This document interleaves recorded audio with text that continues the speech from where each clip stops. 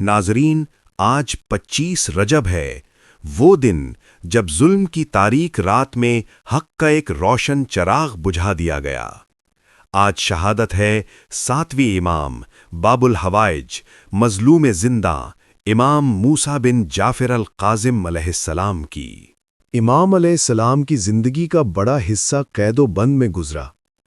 عباسی خلیفہ ہارون رشید کو امام کی مقبولیت، تقوی اور حق گوئی سے شدید خوف تھا۔ اسی خوف کی وجہ سے امام کو مدینہ سے گرفتار کر کے بغداد لے جایا گیا اور مختلف زندانوں میں قید رکھا گیا۔ آخرکار ہارون نے امام کو زہر دے کر شہید کرنے کا منصوبہ بنایا۔ امام کو انگور پیش کیے گئے جن میں زہر ملایا گیا تھا۔ امام نے زہر آلود انگور تناول فرمائے۔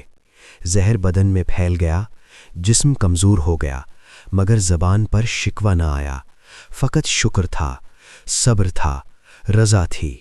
کچھ ہی دیر میں امام موسیٰ کاظم علیہ السلام نے قید خانے میں جام شہادت نوش فرمایا۔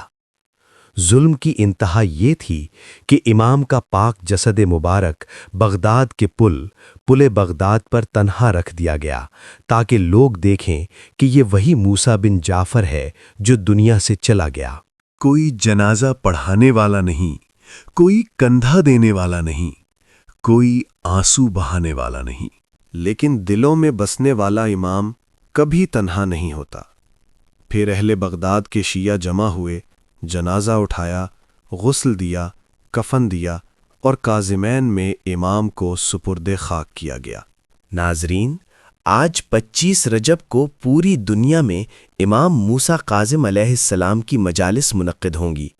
ہر مومن کا فرض ہے کہ وہ امام کے جنازے کو اپنے دل سے کندھا دے، ان کے غم میں شریک ہو اور ان کے راستے صبر، تقوی، عبادت اور حق پر ثابت قدمی کو اپنائے۔